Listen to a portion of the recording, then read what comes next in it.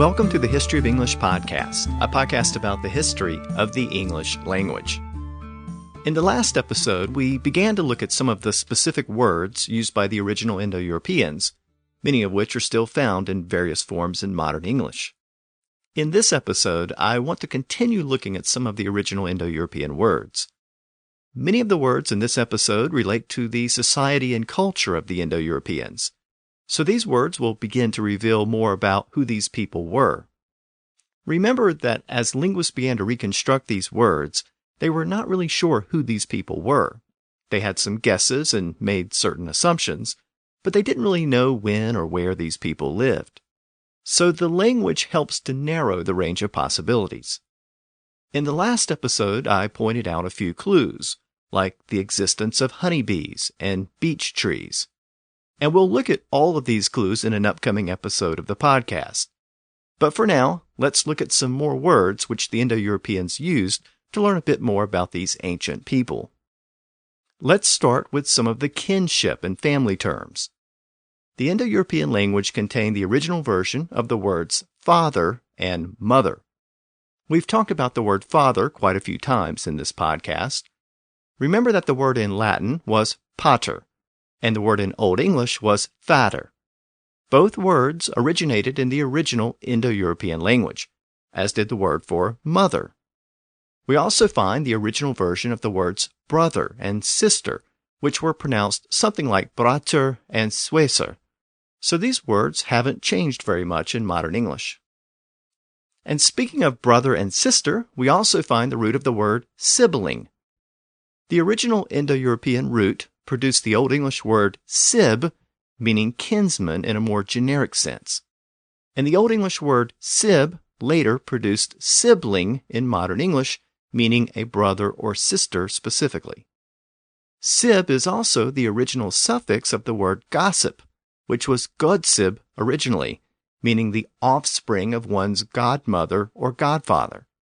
A godsib was someone who was like an immediate family member, but wasn't actually related, and thus someone with whom you might share secrets about others. Thus the word gossip. The same Indo-European root word also produced the word self, and even the sui in suicide.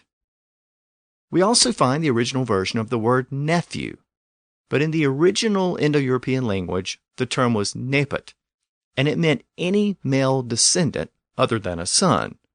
So it was a very general term which included a grandson, a stepson, as well as a sibling son in the sense that it's used today.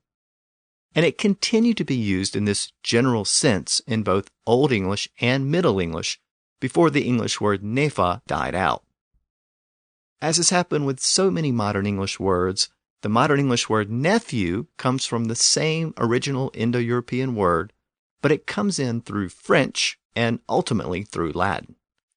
The original Indo-European word nepot evolved into nepotem in Latin, where it was also used in the same general sense of a male descendant other than a son.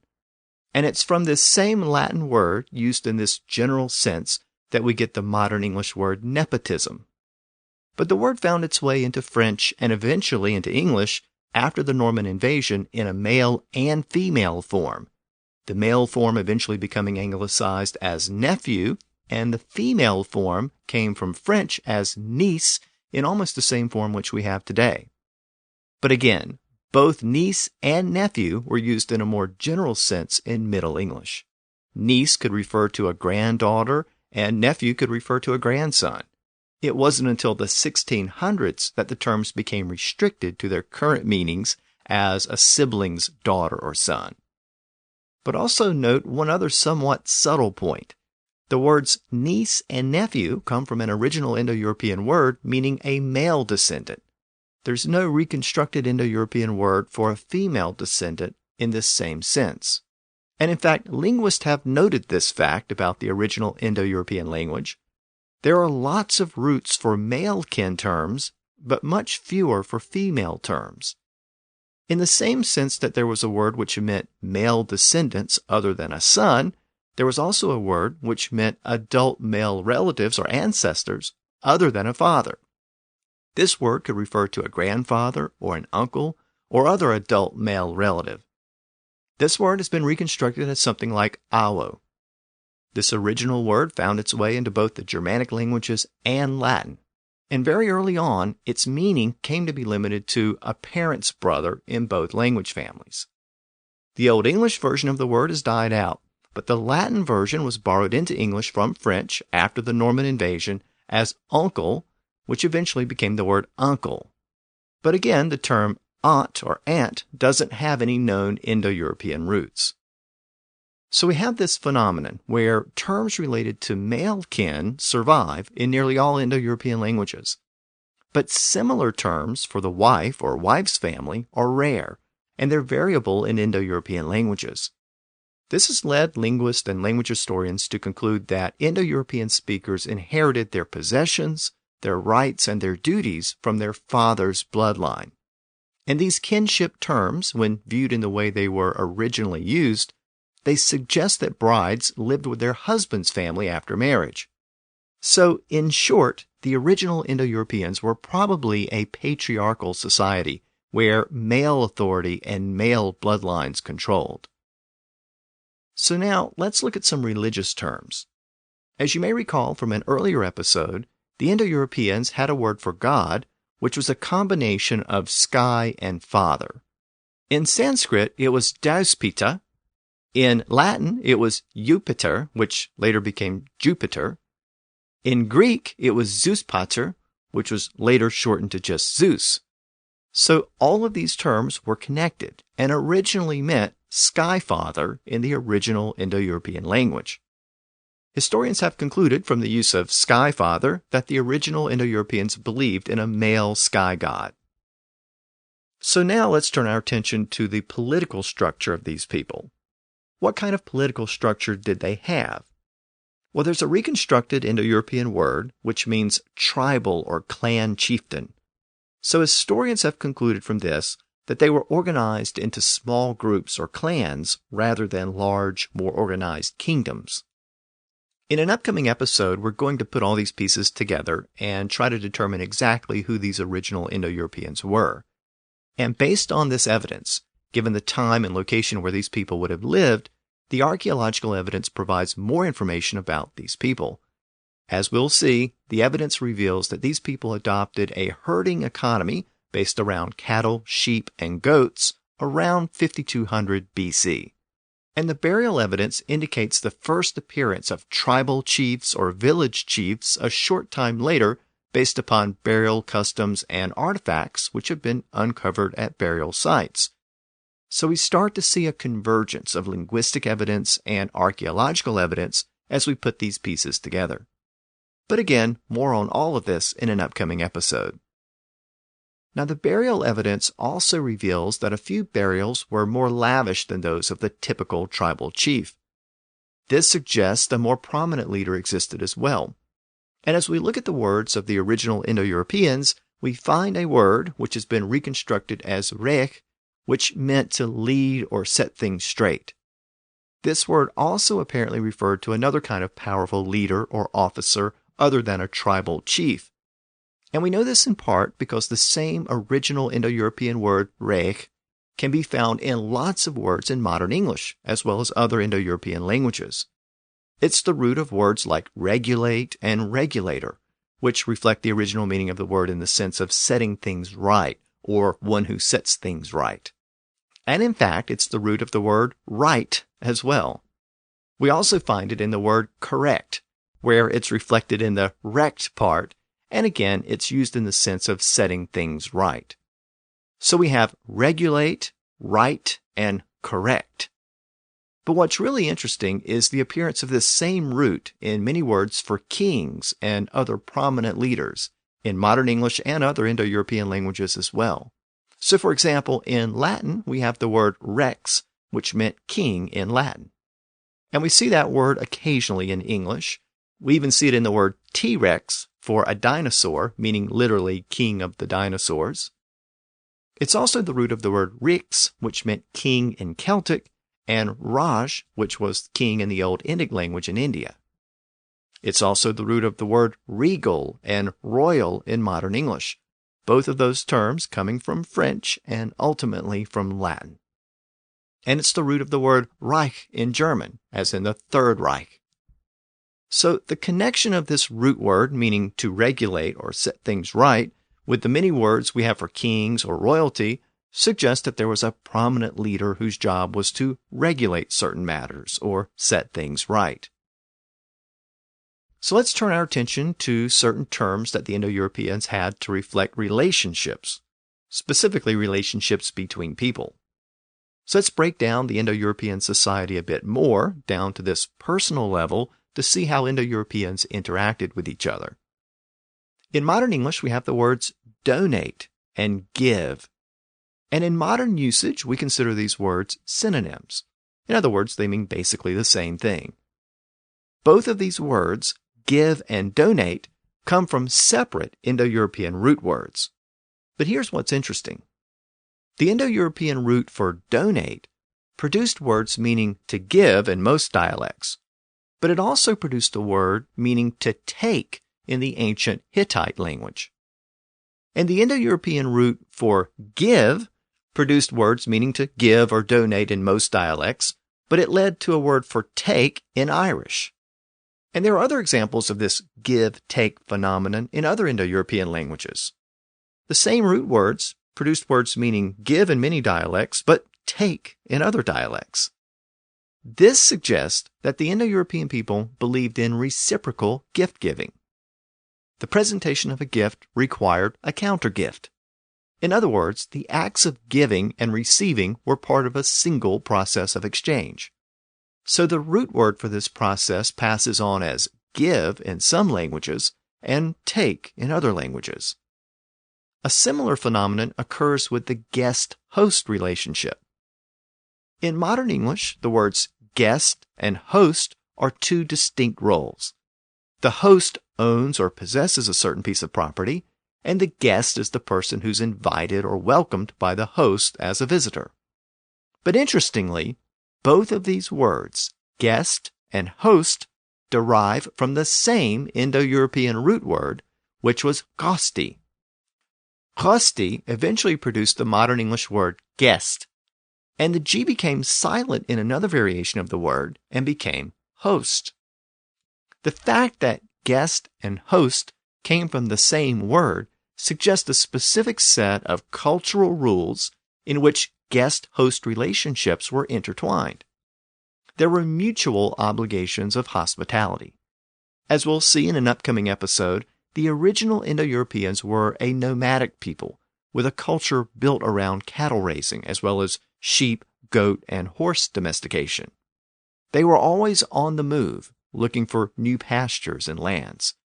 As a result, these tribes often came into contact with each other and passed through each other's territories. So today's host might be tomorrow's guest.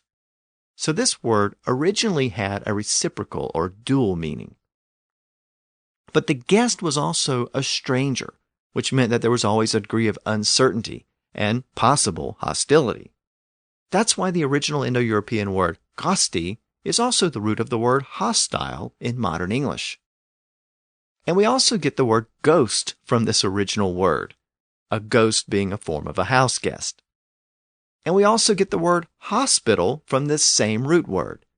And interestingly, the Latin noun hospice also meant both host and guest. So it was a direct descendant of the original Indo-European word, and it carried the same dual meaning that the original Indo-Europeans had. According to the Romans, every hospice, meaning host or guest, should be friendly or hospitalis. The term eventually became hospitum to mean a place where people were welcomed by a friendly host in exchange for payment of a specific price. This is the root of hospice, hospitality, and hotel. In the Middle Ages, pilgrims from Europe began to travel to the Holy Land, and a military order of monks established a place in Jerusalem to welcome and treat sick and injured pilgrims. This order was called the Knights of the Hospital of St. John of Jerusalem. And this was the root of the use of the word hospital as a term to refer to a place for treating sick people. So from this single Indo-European word, we get guest, host, ghost, hostile, hospice, hospitality, hotel, and hospital. So if this word is the root of hostile because a guest or host could be unfriendly, what about actual conflict between people or groups? It's also interesting to note that the words for war in the original Indo-European languages are not cognate with each other. In other words, the word came into the respective languages later and doesn't appear to be in the original Indo-European vocabulary. This indicates that the term is associated with long-term armed conflict between two or more political units or city-states or nation-states. But it did not exist during the Indo-European era. Historians now know that raiding did occur between the various Indo-European clans or tribes, and that it was actually quite common, even a ritual or rite of passage for certain young men. But this was not the same as war in the sense that we would later know it. So let's turn our attention to numbers, because all of our basic numbers come from the original Indo-Europeans. Numbers like 1, 2, 3, 4, 5, 6, 7, 8, 9, 10, and 100, which we've talked about quite a bit in this podcast series. One thing that's really interesting about these numbers is they suggest that the original Indo-Europeans tended to count by tens, basically the same as we do today with the metric system. So for example, the word 100 literally meant a sum of 10 tens. All modern English numbers are based on repeating increments of 10, 10 tens and 100, 10 hundreds and 1,000, etc. And of course, even when we count basic numbers, we do so in tens. So after 20, we go to 21, 22, 23, all the way to 29, then start with a new set of 10, with 30, 31, 32, all the way to 39, and so on. The point here is that we still count in tens. And when we look at the language of the original Indo-Europeans, we see that the original Indo-Europeans also counted in tens. And this may seem obvious today, but it's important to keep in mind that not all ancient cultures counted by tens. Even today, we count by 12s for certain things. A dozen eggs, 12 inches in a foot, 12 months in a year. Each day is divided into two 12-hour increments. Even 360 degrees in a circle is based on increments of 12. Now, the ancient Babylonians used a base system of 60 in counting, so we may get the tendency to count certain measurements in increments of 12, either directly or indirectly from the Babylonians. And I say may because, frankly, I haven't researched it thoroughly, and I can't say that definitively. But Indo-European cultures, like the ancient Greeks and Romans, used a base system of 10, just as we do today. So some of our tendency to measure certain things in increments of 10 come from these Indo-European sources. But the point here is how a small and seemingly unimportant fact, like the numbers used by these ancient people, can have a significant impact on the way we do things and the way we think about things today. The Indo-Europeans also had words for colors, and some of these words are the roots of the words we have today. In modern English, we have the words black and white. These colors may seem like polar opposites, but the original Indo-European word for black is also the root of the word for white in many Indo-European languages. Once again, just like with guest and host, we have one of those Indo-European root words that produces two seemingly contradictory words. The original Indo-European word bel meant burn, flash, or shine. As a result, it's the root of the word black, which refers to something burnt or blackened. But that same original Indo-European word is also the root of the Latin word blancus, which meant white, as in something bright which is in the process of burning. And it's still found in many Latin-derived words for white, like the French word blanc and the Spanish word blanco. That's why those Latin-derived words for white resemble the English word for black. Black, blanc, blanco. But in English, black means black. But French blanc and Spanish blanco both mean white.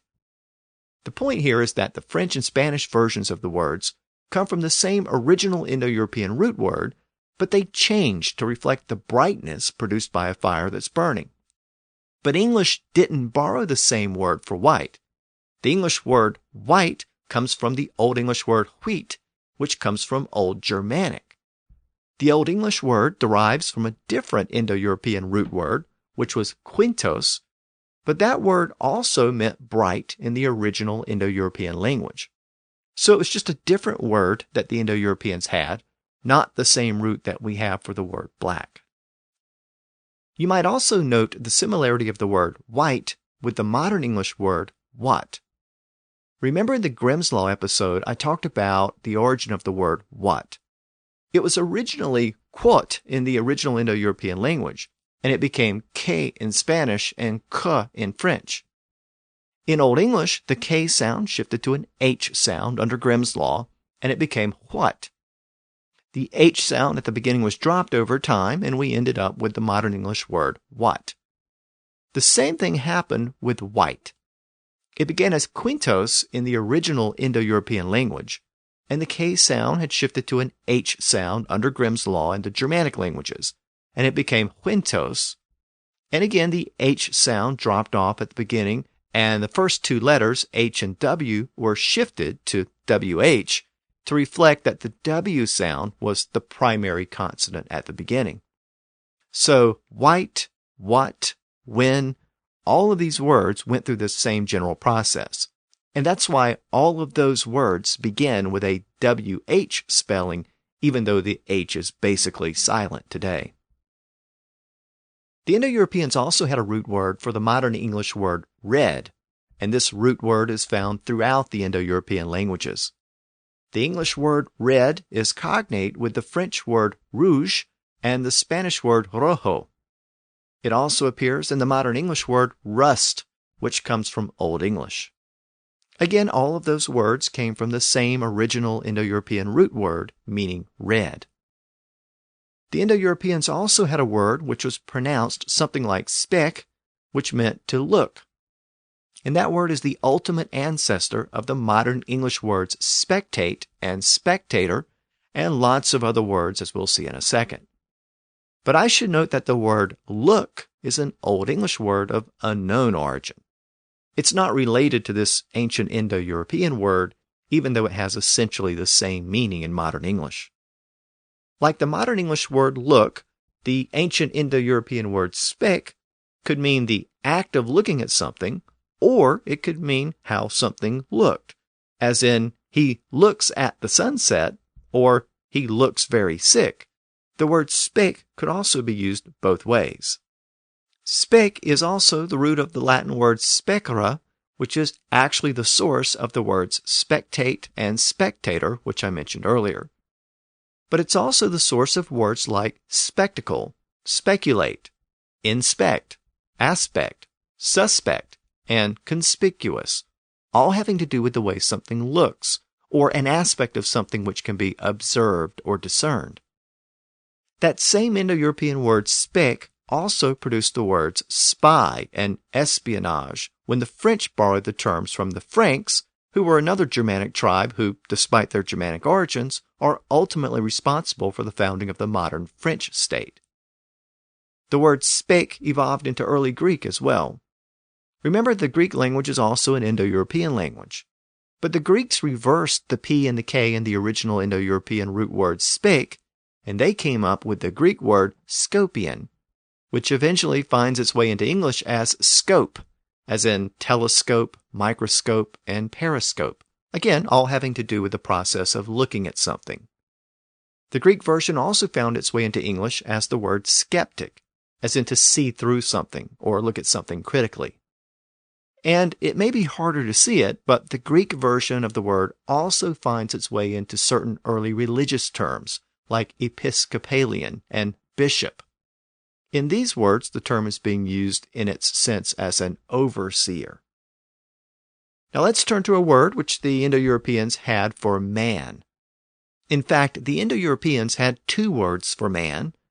They had the word man, and they had a separate word, wiro, which meant man as well. Both of these words came into Old English.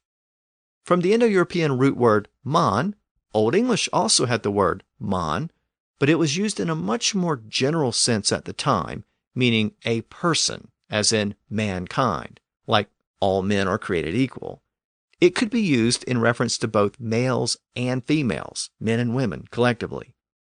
But the other Indo-European root word, wero, specifically meant males. In other words, it had basically the same meaning as the modern English word man. It strictly referred to males, adult males really. So in Old English, man meant person, and wer meant man. And Old English also had the word weef, which meant woman. Now we rarely see the use of the word wer as man in modern English, but there are a couple of examples. The best example is probably werewolf, which literally means man-wolf. We also see it in a word from the period of the Germanic tribes, before the Anglo-Saxons became the English. The term was wergeld, which literally meant man-money.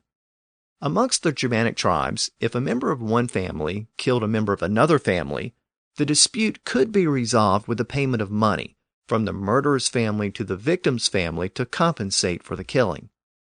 There were very specific rules to determine the rate of compensation. This was the wergeld, so we see the use of wer as man in that word. That same Indo-European root word, which produced the Old English word wer, is also the source of the word world, which basically meant the home of man. During the Middle English period, wer, meaning man, started to disappear, and the word man began to be used in its place to mean an adult male. But man also continued to be used in a more generic sense to refer to people. This dual usage still exists in modern English, and it creates problems where we don't want to be sexist.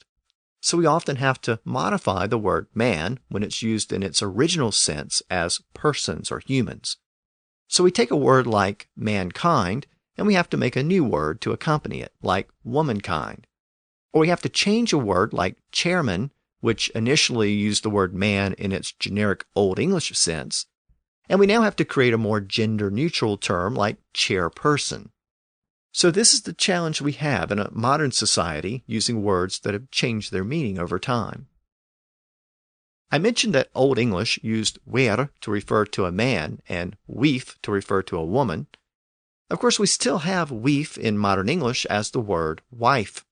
But again, the sense has changed from a generic term for an adult woman in its original usage to its modern usage as the word wife, meaning a term for a married woman. We still see the initial generic use of the term in a few older words which still linger into modern English, like midwife, and even the phrase old wives' tale, where the sense is just a woman, not necessarily a married woman. Some people believe weef also goes back to Indo-European roots, but outside of the Germanic languages, the only possible cognates appear to be in the Tocharian language discovered in China. And even then, the reconstructed roots don't directly relate to women or females. So the Indo-European roots of weef are uncertain at best. It's probably best to just say that its roots are unknown. There's one other final aspect of Indo-European vocabulary that I want to point out.